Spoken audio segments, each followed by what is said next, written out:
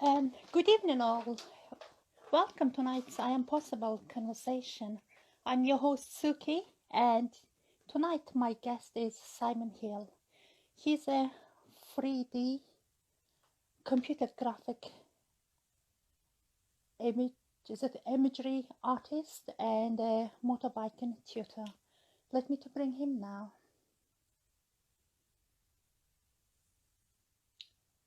Where are you?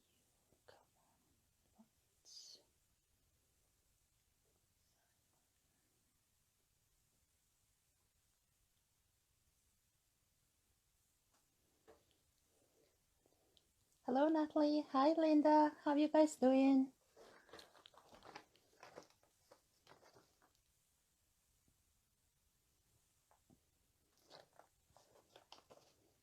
Okay, here he is.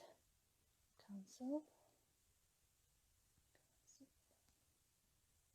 Art. Hello, Les. Hello, Frank. Hope your weekend's going very, very well. Hi, Peter. Hello, Simon. Hi, Suki. Here you are. Okay, so thank you for being a guest in my show, ImPossible Conversation. And could you please introduce yourself to our audience? Hello? Neat. All Hello, I am here. right. Okay, that's good.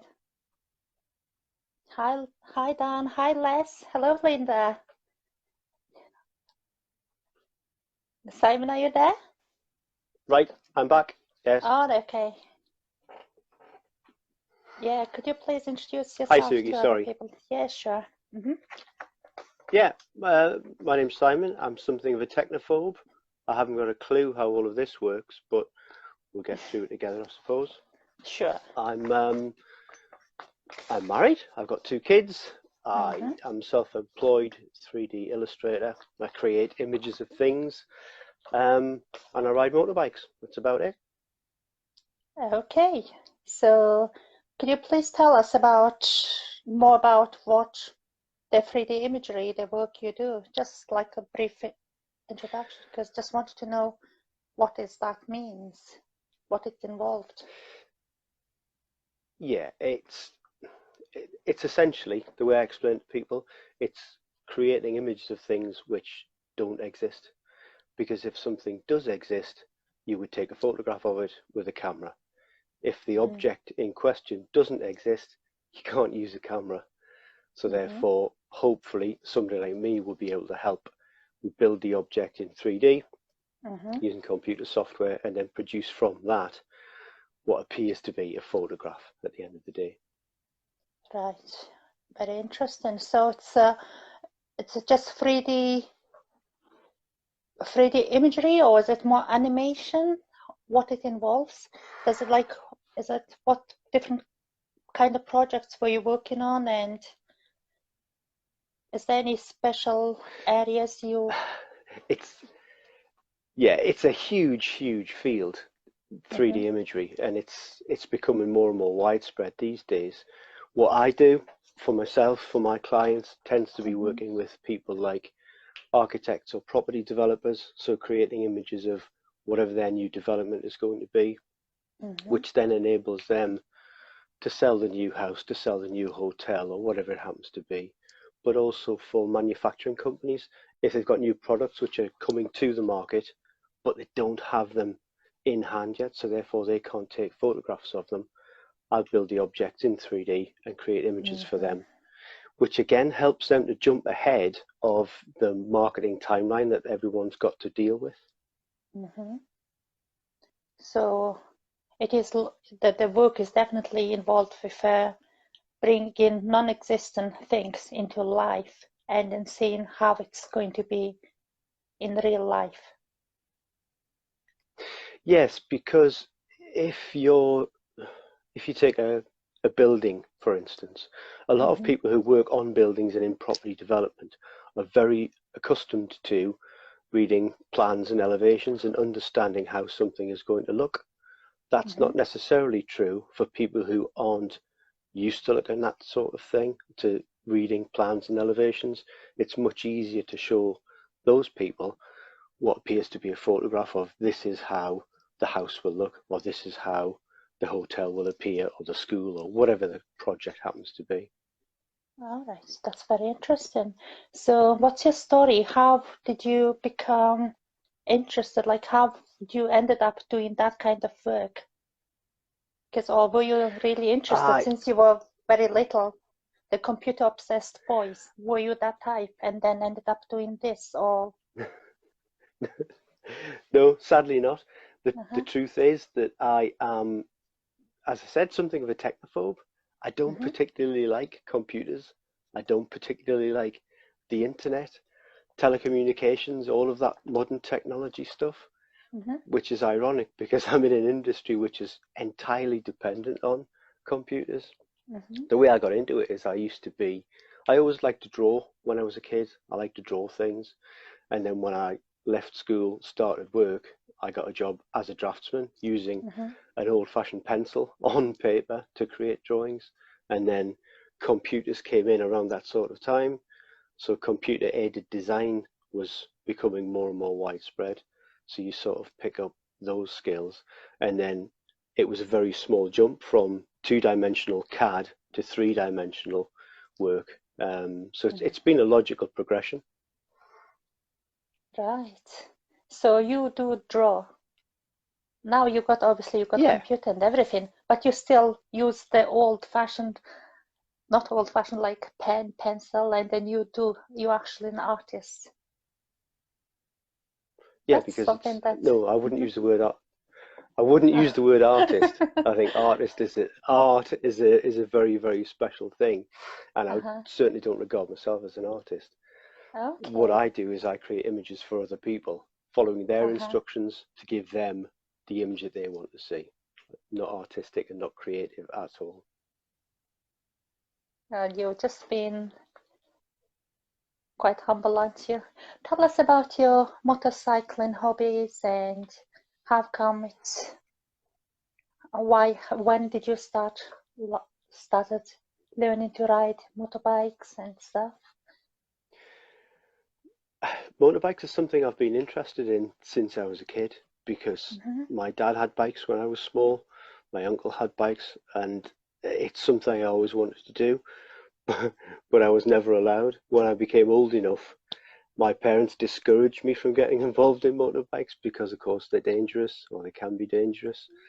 And then they persuaded me to save my money and learn to drive a car, which I did, and I still want Mm-hmm. to ride a motorbike.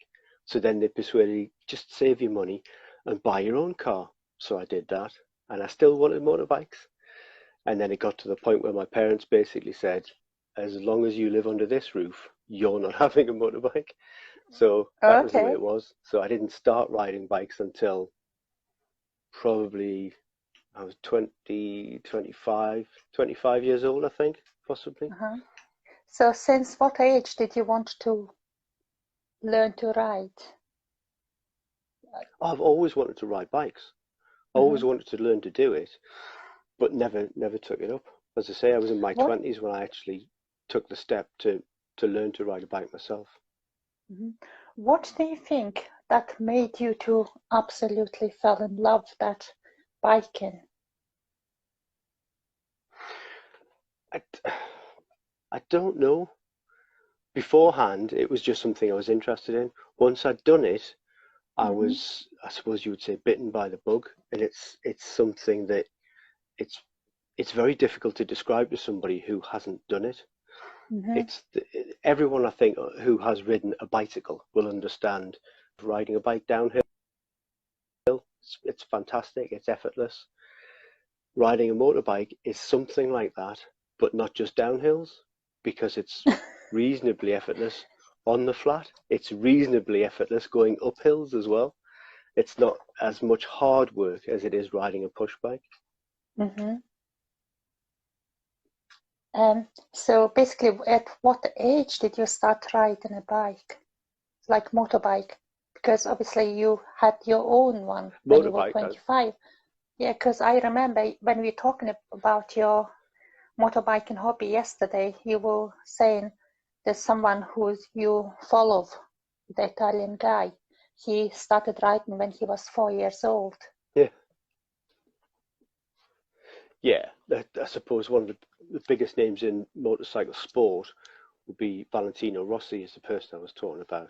And his dad was a motorcycle racer, so he was involved with bikes from a very young age and was encouraged to ride bikes. I, I didn't have that level of engagement with bikes, I should say. So when I was in my late 20s, I started riding bikes myself. So is that when you learned to ride, or is it you just had your Yeah, license? Oh, because no, I don't that's know. when I took lessons. I drove a Mm-hmm. car. I had a car license and I'd driven a Mm-hmm. car for years.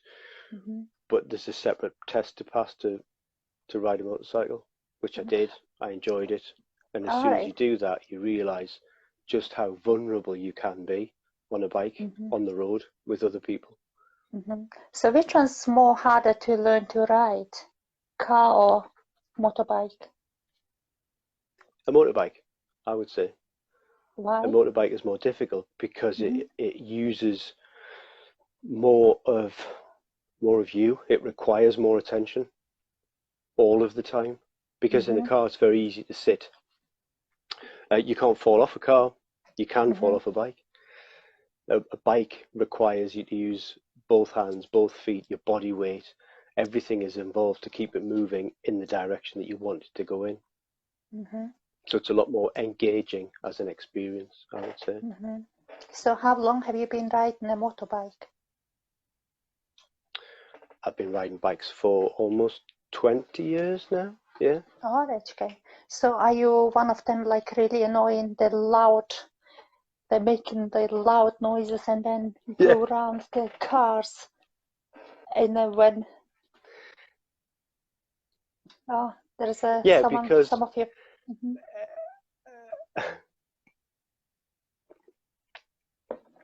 everyone thinks, And or a lot of causing people will accidents, believe, that's the thing. yeah, The, many people will believe that motorcycles are horrible, noisy, dangerous things ridden by horrible, noisy, dangerous people. And yes. sometimes that is true. There are Uh-huh. some ridiculous people on two wheels out there. I would like to think that I'm Hmm. not one of them. Okay. And do you think when the people, the people you've just mentioned, when they do what they do, is it regulated or is it just taking advantage of them having a bikes? Is It's take Are they it's taken following the? advantage of Mm-hmm. Go on.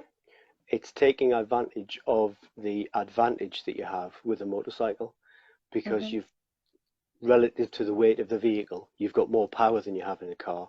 You've got Mm-hmm. better acceleration than you have in a car. You've also got better brakes than you have on a car. Mm-hmm. So the ability to move quickly and change direction and speed is much better with a bike than it is a car. The Mm-hmm. problem is the easiest thing to do is to open the throttle and go fast in a straight line, straight forward, and that's what a lot of people do. Okay. So, could you tell us about the advanced tutoring you do with the motorcycle people? So, why Yeah, do as I said, people need that advanced training? Yeah. I think everyone needs advanced training because whether it's a car or a bike, if you pass the normal DSA test, the Driving Standards Association test, that's Mm-hmm. giving you the bare minimum standard that you know how to operate the vehicle, and we hope that you won't hurt yourself. Off you go Mm-hmm. into the wild, and on you go. What I realized very quickly is how vulnerable you can be on a bike, because on a bike, if anything goes wrong, regardless of whose fault it is, it's Mm-hmm. usually the person on the bike who's going to come off worst. So I decided to take action to increase my knowledge and my ability, my proficiency with the bike to avoid Mm-hmm. having an accident. Mm-hmm. So, do you have, because you tutor people, do you say if there was 100 people have a motorbiking license, what percentage of them goes to take how many of them go to take the advanced training? Is it 2 or 3, or most of them like go to get the advanced training? 2 or 1 in 3. 10? I would say very, very few people. 2 Maybe or 3 or out of 1 in 10 100? perhaps. Mm-hmm. Yeah, yeah. It's a very small percentage of the number of bikes or vehicles on the road. Very Mm-hmm. small percentage of those people will have engaged in any form of advanced training, which Mm-hmm. is sad because there are so many things that people do wrong every day that they could do themselves some serious, serious damage if it Mm-hmm. all goes wrong. Mm-hmm. I'm not sure if you read in these comments. Bill Newton says, Simon, I love you in that. And I believe he's He your does, he friend. loves me, Yeah. it's Uh-huh. true. And Eamon's Yeah. here saying hi. And we got a few other people watching. Hello, all. Okay, so as a car driver and a cyclist, Yeah, which form of transport do you prefer more? I prefer the bike. I Mm-hmm. would rather, given the choice, Mm-hmm. I would rather take a risk and get wet on the bike than take the car and then it turned out to be a lovely sunny day. I would Mm-hmm. feel worse on a sunny day in the car than I would be in the rain on a bike, if that makes sense. Because the bike is so Yes. much more engaging. Uh-huh. Um, More engaging. But then you're saying lots of people don't take advanced training. Also, it's more vulnerable on the road. Yeah, And then why would you choose that? because it's more enjoyable than It's more sitting in a car. enjoyable. It's worth the Yeah, risk. Yeah. Have you ever thought yeah, of blood biking? yes, I've thought about it, but I Uh-huh. don't do it. Uh, I do my bit by helping other people towards blood biking. If you want to be a blood biker, Blood Uh-huh. Bikes is a charity which is nationwide, and Mm-hmm. there are different groups in each area or each county. Mm-hmm. Where we are is the Northumbrian Blood Bikes, and Mm-hmm. in order to drive or ride a bike for them, you have to have Mm-hmm. achieved an advanced level of driving or Mm-hmm. riding. Is So there to do enough that, people you doing have to that? take the test. Mm-hmm. Is there enough Yeah, people yeah, doing they've got a that? lot of people involved in that. All Yeah. right, okay. So there is enough people doing that. So you would be rather help and train them, or do they still require Yeah, more the cyclists to come and join them? bikers, yeah. There's a lot Mm-hmm. of people who are interested in doing it, and there's a lot of people like to volunteer Mm-hmm. because it is all voluntary. So you can't have just one person doing all the blood biking shifts. They Mm-hmm. take turns and there's a rota. So you might have 50 or 60 or 70 people who are volunteers, and each one gets a slot to ride at certain times. So everyone, they spread the workload between themselves. Mm-hmm. Um, okay, so because you also followed all those competitions, the leagues, the motorbikers, don't you? Yeah, national race Mm-hmm. championships and Oh, international race mm-hmm. championships. Mm-hmm. Yeah, follow So that. Yeah. could you tell us a bit more? Who's your favorite and why? Which country is there? It's very popular. Motorcycle races tend to be, at the minute, the Mm-hmm. most successful ones are Italian, Spanish, some British. There are a couple of Americans, but those are the main nations involved in it, I guess. Mm-hmm. So the MotoGP Championship started again today. Today was the first race in Losail in Doha, and that was it's a night race there because it's too Mm-hmm. hot during the day, so they race under floodlights. First race happened today, and that was, I won't spoil it. I haven't seen it yet, but I've seen the result, and Mm-hmm. that's the start of something good. I'm looking forward to this season in that. Mm-hmm. The World Superbike Championship started 2 weeks ago, and then British Superbike starts in April. So it's all Right. looking good for Okay. the new seasons. Mm-hmm. Is there many British people do that? Like, is there any? Because we know, There like in the are, Formula One, we got the Hamilton, don't we? yeah, Yes. Is Yeah. there anyone Apparently, who's... Lew Mhm. apparently Lewis Hamilton's done some sort of deal with Valentino Rossi. At the end of this season, they're going to be swapping places. So the bike rider will get a chance to drive Lewis Hamilton's car, and Lewis Hamilton will get a chance to ride the motorcycle racer's bike. And these are the prototype motorcycles. These are not bikes that you can go and buy from a dealership. What? These are cutting edge, new development stuff. Yeah. So is he going to race in a motorcycling league? Or there's a No, motorbike? no, he won't be Are you racing. joking? He won't be racing it. All right. No, no, you'll have a ride, but he won't be Uh-huh. racing competitively. Oh, I see. No, I Okay. don't think either of their employees would allow them to race in Uh-huh. each other's Yeah, championships because because that the is a bit potential, confusing. Uh-huh. yeah, All right. yeah, just a tryout, I think. Mm-hmm. Okay, let's talk about what could we talk about? Because you said like you would rather be on a bike than a Yeah, car. Is that right? And yes.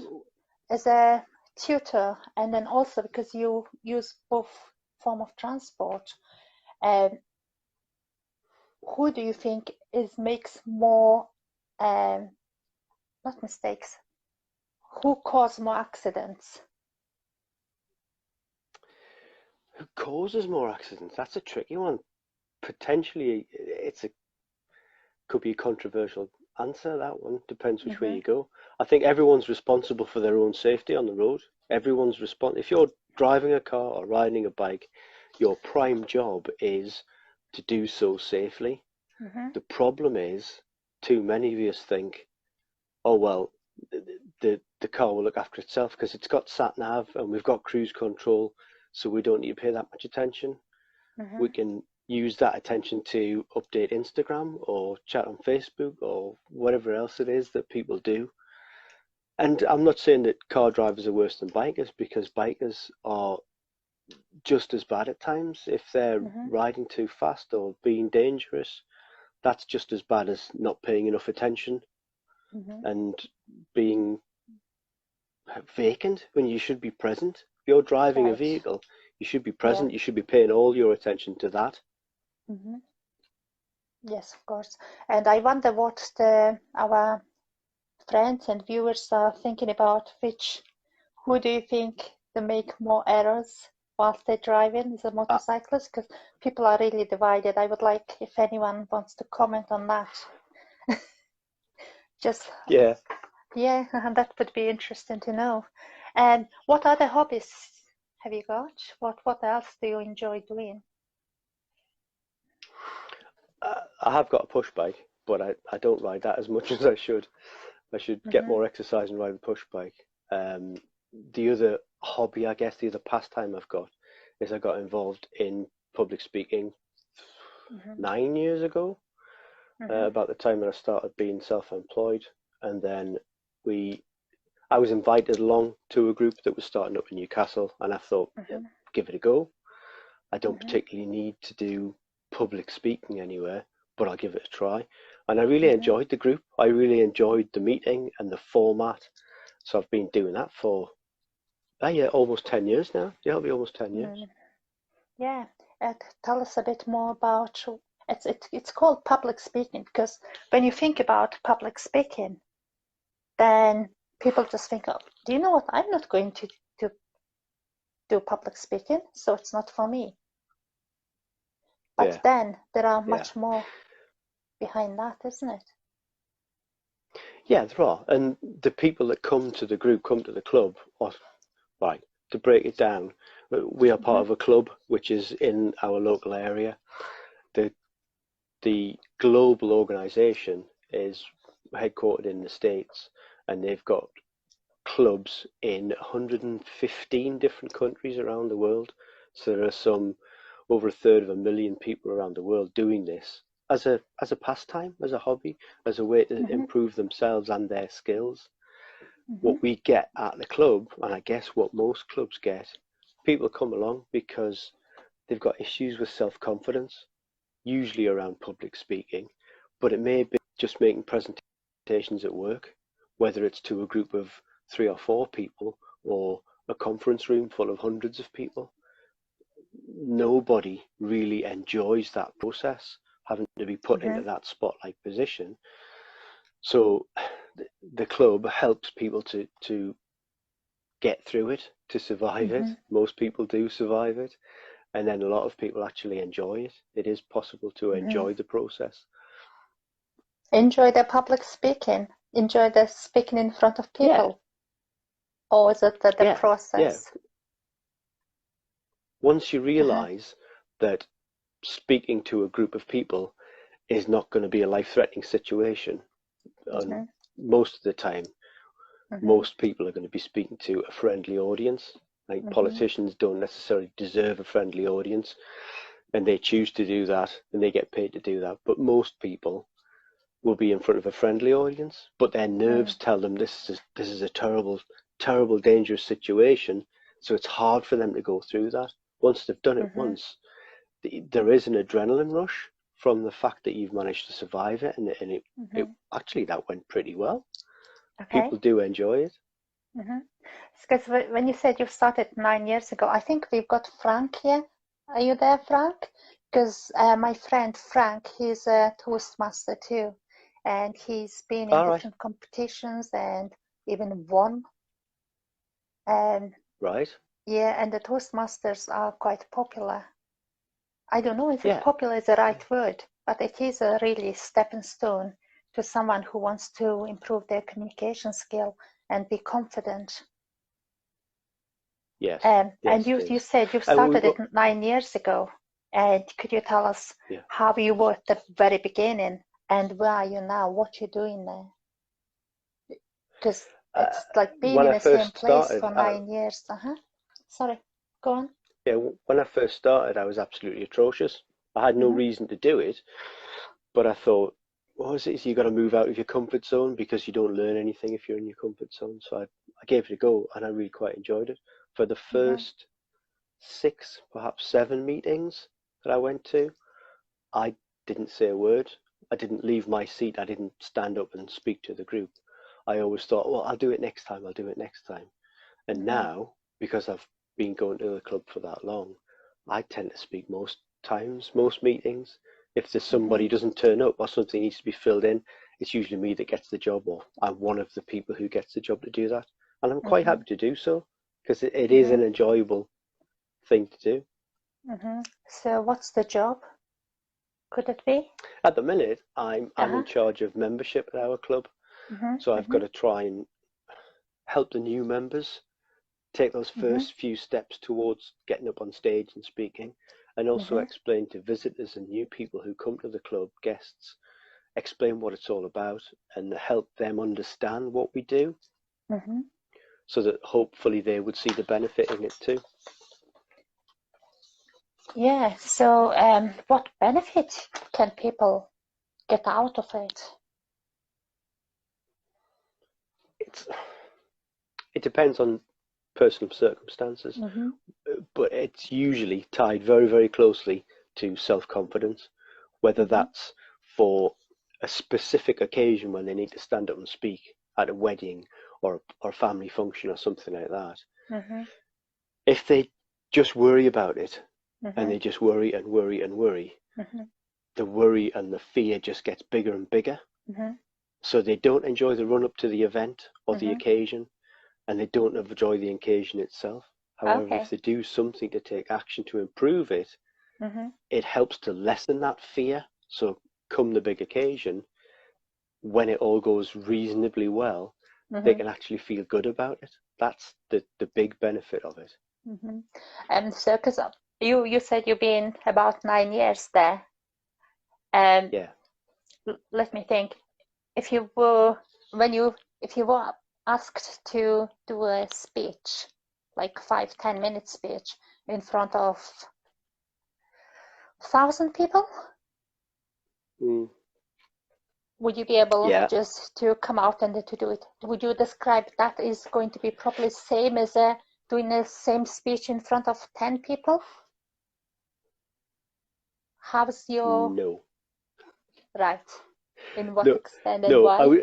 well, no, yes Because and you're no. doing Let's just exactly be, same thing, just your audience size is different. yeah, it's the fear that you build up inside your own head which Mm-hmm, changes. The the job you're going to do, the activity you're going to engage in is exactly the mm-hmm, same. You stand up and you speak. The fact that you've got a huge audience rather than just a handful of people, it just mm-hmm, builds fear in your head as the speaker. mm-hmm, The the point is you have to you have to address that fear. You have to acknowledge that fear. And I think everyone feels fear in that sort mm-hmm. of situation. Yes. It's nerves. The Mm-hmm, point is you need to use that nervous energy to help drive you forward and get through it rather than mm-hmm, clam up and completely blank. You freeze, which is the alternative. And there are some very simple things that people can do to get through that. mm-hmm.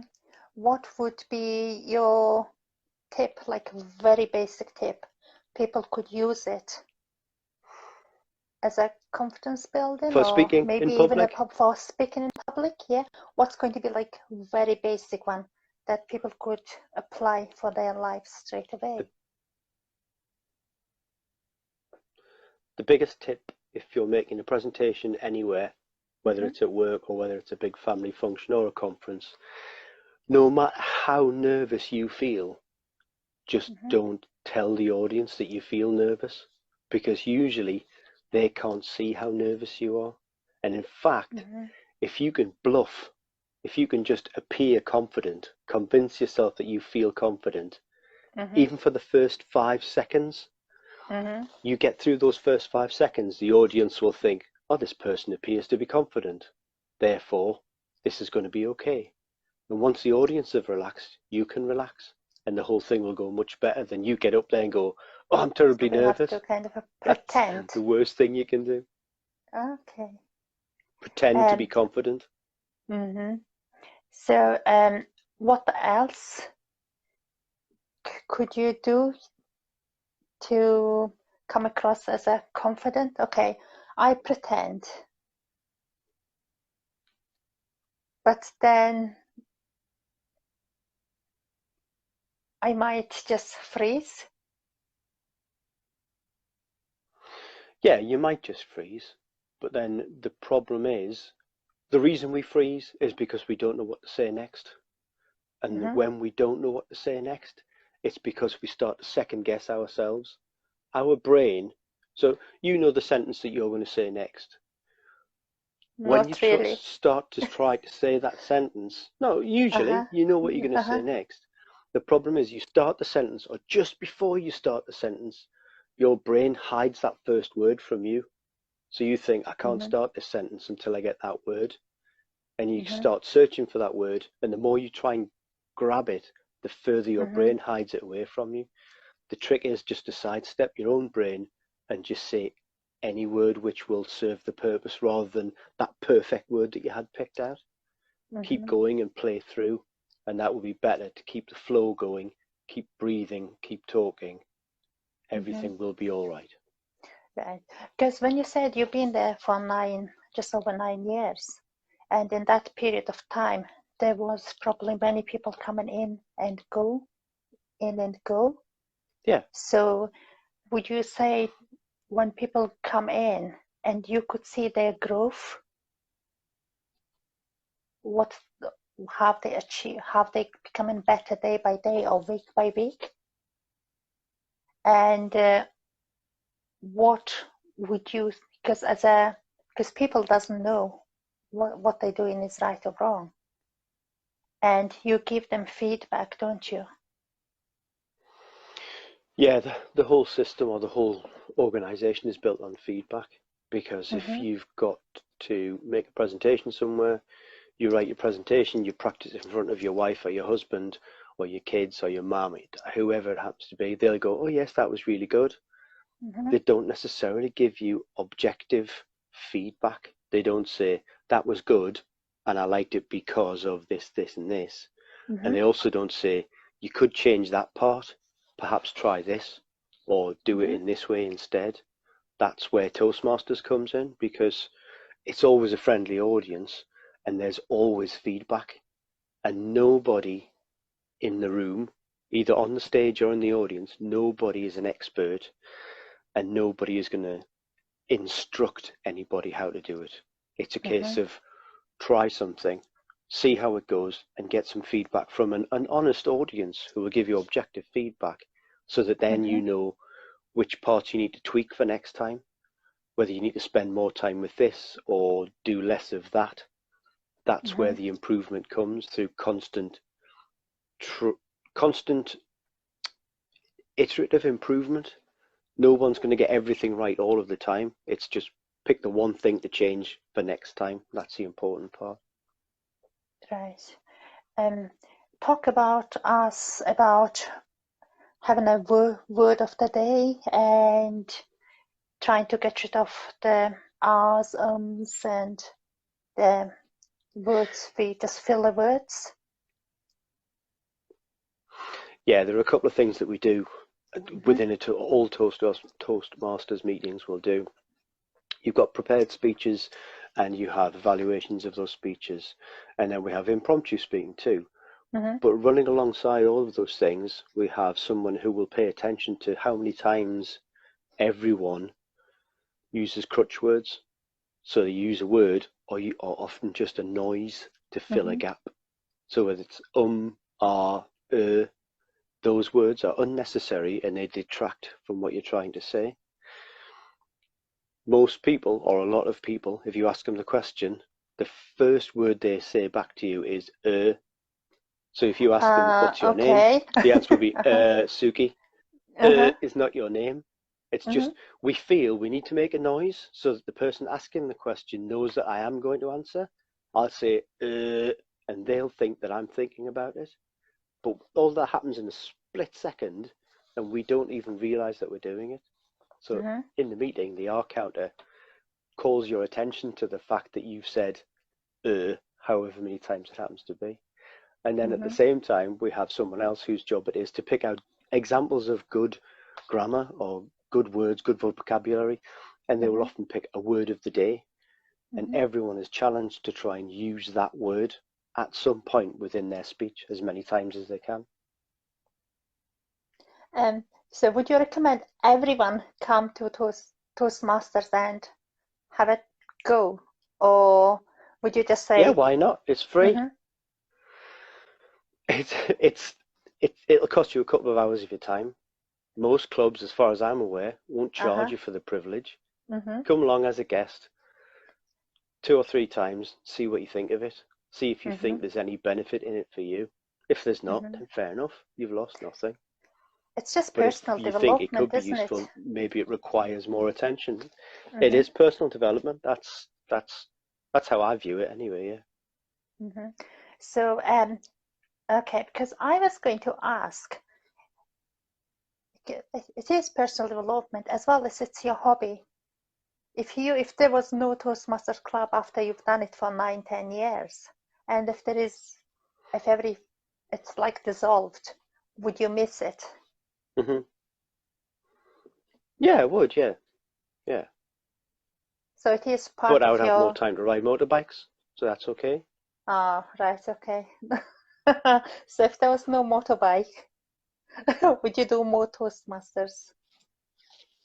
Ooh, I don't know. I don't know if I could do more Toastmasters without a motorbike. No. Okay, so right, so you are 3D animator and you enjoy riding your bike, and you also a Toastmaster helps people to improve their communication skill. And because you are Toastmaster and you sit down and listen to other people, picking up and learning from them and observing them, so your listening skill is very good. Is that right? Would that it's somewhat would that help you to create that when your customer comes to you and describe what their product is, because it doesn't exist? It is kind of imagination, isn't it? And the customer describes the thing they want to be created. in your job? Does it help? Yeah, yeah, it does help. I think it does to a certain extent. And I think Mm-hmm. the public speaking groups, it's false advertising because you spend more time listening than you do speaking at the public speaking group. There are more Mm-hmm. hours, individual person hours spent listening than speaking. For my work, often I'll get information from the client in the form of sketches or drawings or reference photographs that they've got of an idea of Mm-hmm. something. But Mm-hmm. often there's a lot of description which is required to Mm-hmm. get across the vision that they have in their head. For me Okay. then to produce an image from that, which I can Uh-huh. show them. So yes, the listening skills are important at that point. Okay. Um, would you say the Toastmasters is a fun place to be? Yeah, it should be. If it's Uh-huh. done properly. Our club is. All the clubs that I've been to have been, yeah. Uh-huh. Because most Lots of people will learn humors better. and laughing and Yeah, friendly. Mm-hmm. It's yeah, not because like most people dull, will learn that better. serious people and they're trying to speak publicly. No, well, it's open to all individuals, so that Uh-huh. not everyone is a comedian. It's not a laugh a minute, and there are some very serious subjects which are put across by some people. But that's not to say that it needs to be boring. Mm-hmm. I always come away from meetings feeling that I've spent my time well, that I've learned something new, or that I've found something which is worth some more research or interest or looking into. Mm-hmm. So yeah, fantastic fun. Right, Kate. So could you tell us, like, what was your last speech at your Toastmasters meeting? Okay, because like people might be interested when you talk about Toastmasters, what do they talk about there? Because they don't go there and then do what they're going to present at work, which is very boring. No, well, no, some people do. Some people will Mm-hmm. present things which are relevant to their work. Some people will present on something which is just their hobby. The Mm-hmm. content, the subject matter is entirely up to the individual as to Mm-hmm. whatever they want to speak about. The individual chooses what they want to talk about, and it's Mm-hmm. entirely up to them. But the criteria for each speech, the prepared speeches anyway, there's usually an objective which you've got to try and hit, Mm-hmm. but the subject could be anything you want. I think for my first 10 speeches, when we go through the first steps, the first 10 steps, I ended up doing all of my speeches were song titles Okay. because that was easier for me to use a song title and then try and find something that worked around that. Since Mm-hmm. then, I've done talks on all kinds of things. I've done a lot of stuff about motorbikes, I think, I or think it's how, 9 years. So yeah, yeah, I've done a lot of stuff. yeah, because it sounds like you work on yourself a lot, don't you? Just because you dedicate some time for your public speaking, your communication skill, and then you are a very safe driver, safe motorcyclist, and then you enjoy riding in the nice weather or whatever weather it is. And is there anything Hmm. you're working on at the moment to improve yourself?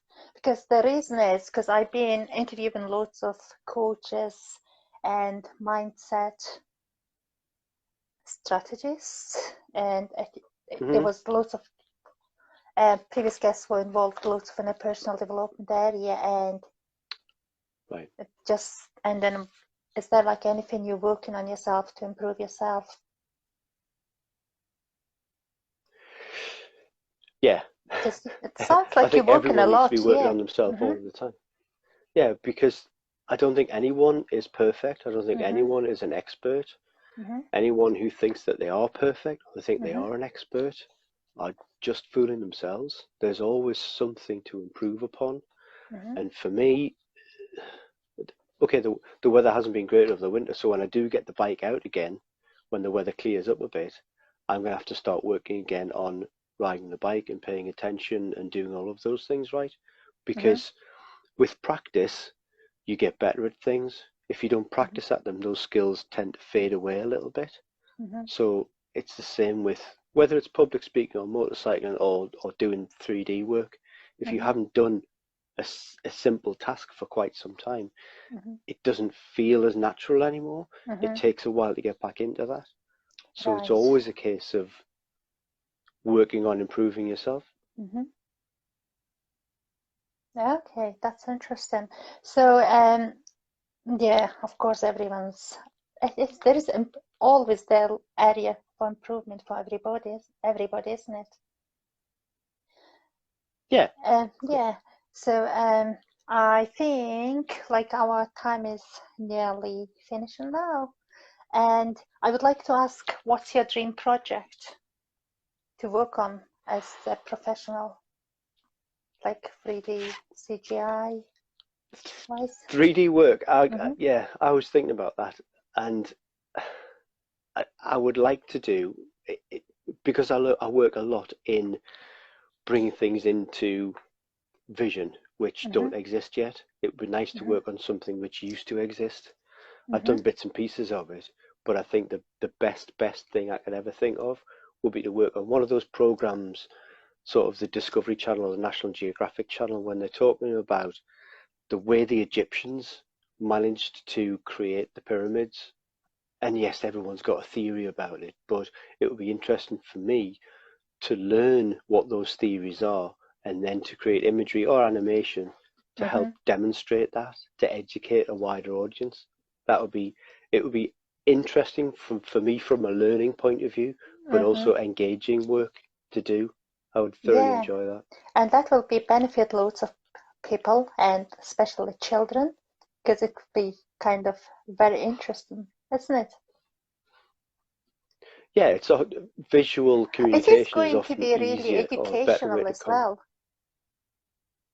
Yeah, but I think education is TV and video and YouTube and the internet generally is a fantastic visual medium for us to communicate and for to be used by educators because it's easier to engage children with that type of thing than it is the printed word.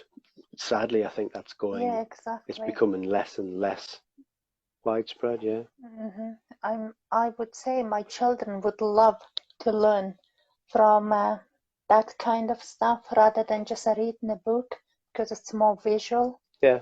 And yeah, it is. And then because it's a free, nowadays the computers, you can create anything in a 3D. So it's going to bring the history now, and It brings it to life. It brings yeah, it it to brings life it and to it life. makes it Yeah, exactly. easier for people to appreciate, yeah. Yeah. Mm-hmm. Yeah, my last question is going to be, if you could delete one thing from the world, what would that be? I know there are people say money, but I don't want you to say money. I don't know if you were going to say money, No, but what would that be for no, you? I think yeah, that's an in-depth subject, isn't it? I think, yeah, money can cause problems, but it also allows people to do some fantastic things. I think for me, one thing to get rid of would be what I regard as sensationalist journalism.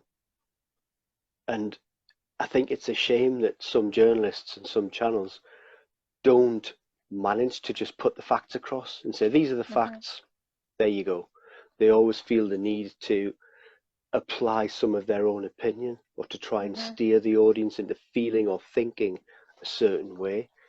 And a lot of that, I think, is harmful for a lot of people because a lot of news coverage these days is just sensationalized to create an atmosphere of fear for the general viewers. And I think it does more harm than good. So that would be my delete. Okay, right. So you delete sensational journalism. Yeah. Yep. Okay. Um, that's Simon, and thank you very much for being here Thank you, on Suki. ImPossible Conversation. And thank you everyone who's joined us and stayed with us nearly 50 minutes. And I hope to see you on Sunday next week. And Linda says, absolutely turning the story, working on people emotions. That's why I hardly ever have TV and never watch the news. So she's totally Yeah. agree with your Good. idea of deleting that part of journalism. Okay. I am glad. Thank you, Simon, and thank you, everyone, and see you next Sunday. Bye-bye. Thanks, Suki. Bye. Bye.